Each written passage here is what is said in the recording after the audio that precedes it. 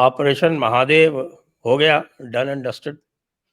और वो तीनों जो दुष्ट आत्माएं थीं, अब उनको आत्मा कहना तो उचित नहीं होगा, मगर तीनों दुष्ट राक्षस थे, वो चले गए जहाँ उनको जाना चाहिए था।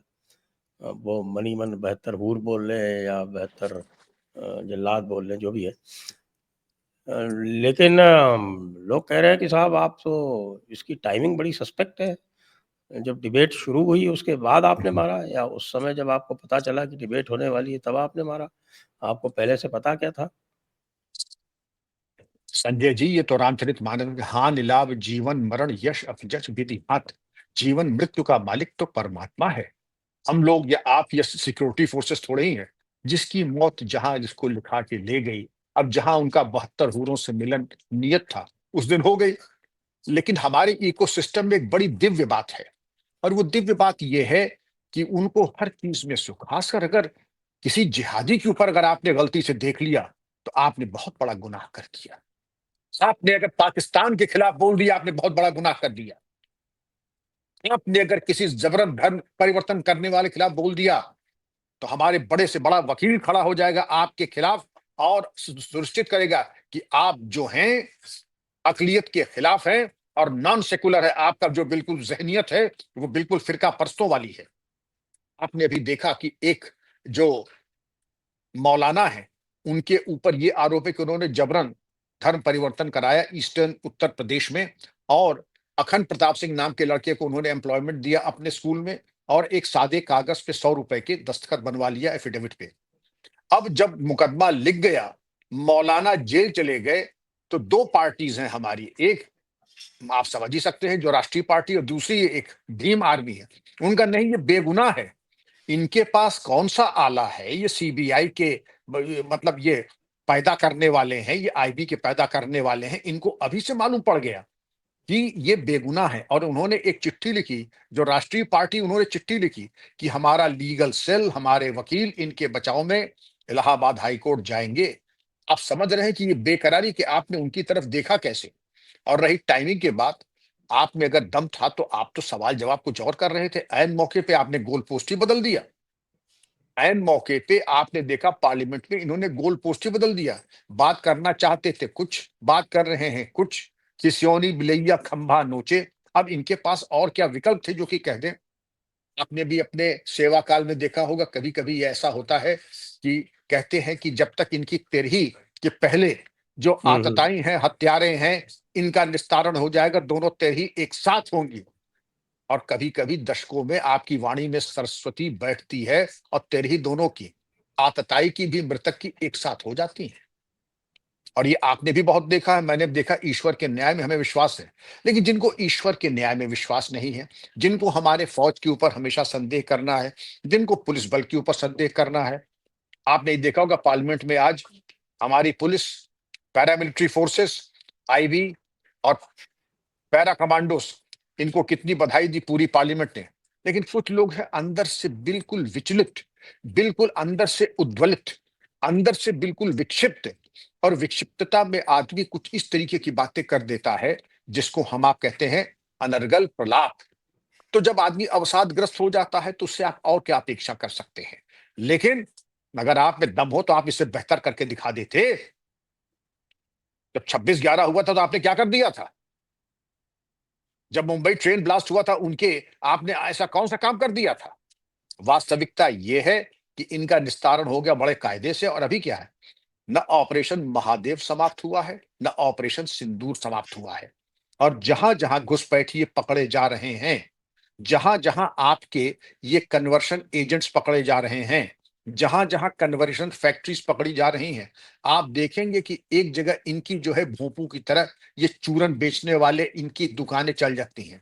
अब ये दुकानें चूरन की है या मोहब्बत की हैं, इसका निर्णय तो जनता करेगी कि किस तरीके से आपके अंदर ये साहस नहीं है कि आप इनकी भर्त्सना कर सकें।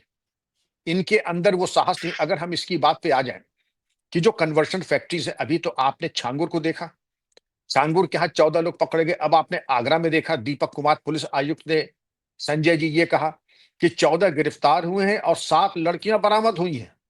और जो 7 लड़कियां बरामद हुई हैं उसमें ये भी प्रकाश में आया कि एक इंस्पेक्टर है अब्दुल रहमान सिद्दीकी, 2019 में जब एक लड़की गायब हुई थी, तो उसके परिवार ने शिकायत की। जब ये सिविल लाइंस मेरठ में इंस्पेक्टर था, इसने मुकदमा नहीं लिखा, भगा दिया, बल्कि ये भी धमकाया कि हम तुम्हारे खिलाफ कार्रवाई करेंगे।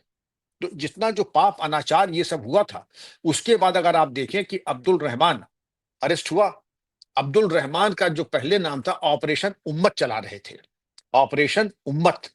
ऑपरेशन हम्म, उम्मत का तात्पर्य क्या हुआ?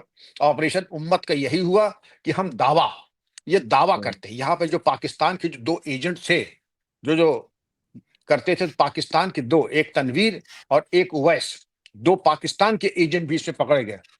इनके जो गुरुजी थे कलीम सिद्दीकी, इनको यूपी एटीएस ने पहले पकड़ा था, वो अभी आजीवन कारावास भोग रहे हैं। अब ये भी अब्दुल अभी रहमान बेल भी पे है सर, बेल पे है वो। हाँ, अच्छा, बेल हो गए उनकी। हम्म। तो ये तो चीज आपने अच्छी बताई, तो इनको तो बेल अपोज होनी चाहिए कि ऐसे ऐसे शातिर दिमाग जिनको आजीवन कारावास है, उनको बेल कैसे हो गई? लेकिन इसमें अब कोई चीज अप्रत्याशित नहीं है। शायद 57 की पैदाइश है इनकी, 1957 की इनकी पैदाइश है, तो ओल्ड एज का ले लिया हो। अब ओल्ड एज तो दिखाने को ओल्ड एज है, ओल्ड एज तो ये भी कह रहा है आपका छांगुर, लेकिन घर में बरामदगी क्या हो रही है? एक सभ्य समाज में बता नहीं सकता हूं कि क्या क्या बरामदगी छांगुर के यहाँ हुई है। अब इनकी अगर बेल हुई है, ये तो फैक्ट ऑफ द मैटर ये है कि ये आजीवन कारावास के दोनों हकदार हैं।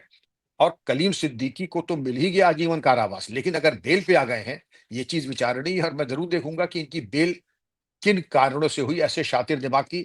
ये हमारे ही राष्ट्र में से, संजय जी, मैं एक बड़ी वेदना के साथ कह रहा हूं, किसी भी 57 मुस्लिम राष्ट्रों में अगर यही हरकत किसी विधर्मी ने, गैर मुस्लिम ने वहां किया होता, तो आप बताएं उसका अंजाम क्या होता?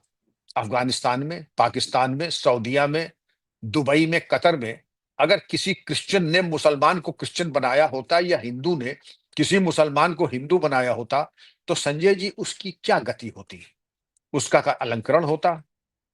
उसकी अगर जेल भेजते तो क्या उसकी जमानत होती? वहां तो ईश निंदा के ऊपर तो सीधे है, एक सीधी है सजाए मौत। तो कम से कम इस प्रकरण में जो जबरन धर्मांतरण है, आजीवन कारावास के साथ साथ, संजय जी, मैं तो ये उपयुक्त समझता हूं, यहां पर भी इसको हम लोग, क्योंकि ये चीज लोहा लोहे को काटता है, जहर जहर को काटता है। तो कम से कम इन लोगों की जो भाषा समझ में आती है, जो जिहादी माइंडसेट के हैं, अगर आप देखें तो इनको जहां अवसर मिलता है जिहाद, जिहाद किसके खिलाफ? ये जहां भी आपका जो जमीन है, जो कहते हैं कि दारुल हरब और दारुल इस्लाम, दारुल हरब को दारुल इस्लाम में परिवर्तित करना है, तो वो चाहे शोर जिहाद हो, वो चाहे परिवर्तन जिहाद हो, चाहे जमीन जिहाद हो, किसी भी तरह का कोई जिहाद हो, वहां पर जाकर के ये अपनी कार्रवाई पूरी करते हैं। अगर आप इसका नेटवर्क देखें, कितना पैसा इनके पास आ रहा है, तो ये आप समझते हैं कि क्या इनके ऊपर हमने कुछ ज्यादा उदारता दिखाई है?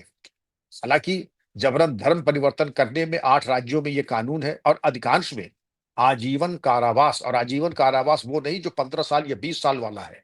आजीवन कारावास का तात्पर्य ये है संजय जी, कि जब तक मृत्यु न हो जाए। लेकिन मृत्यु जब होगी तब होगी, इनको तो आपने बताया कि इनकी तो जमानत हो गई। तो इतना उदार अगर हमारा दृष्टिकोण ऐसे लोगों के ऊपर है, हालांकि इसके ऊपर आप ये देखिए कि 111 बीएनएस भी लगी है, 87 बीएनएस भी लगी है, और ये तमाम लोगों के ऊपर अगर लगी है, मैं ये जानना चाहूंगा इंस्पेक्टर अब्दुल रहमान सिद्दीकी के ऊपर कौन सी धाराएं लगी हैं, और उनकी बर्खास्तगी, कोई सस्पेंशन, कोई पनिशमेंट थोड़ी है। बलरामपुर में अगर छांगुर के ऊपर आप आते हैं, आपको दिखाई ये पड़ेगा कि छांगुर के ऊपर जो धाराएं लगी हैं, उसके ऊपर, इन सब के ऊपर यूएपीए लगना चाहिए था। यूएपीए क्यों नहीं लगा है? और जो वहां आईएएस आईपीएस की बात आ रही है कि अभी किसी एसडीएम ने ये कहा है कि हमने एडीएम साहब को रिपोर्ट दी थी छांगुर की गतिविधियों के बारे में, और जबरन जो वहां का तालाब इन्होंने पाट दिया था, उसके बारे में कार्रवाई क्यों नहीं की गई?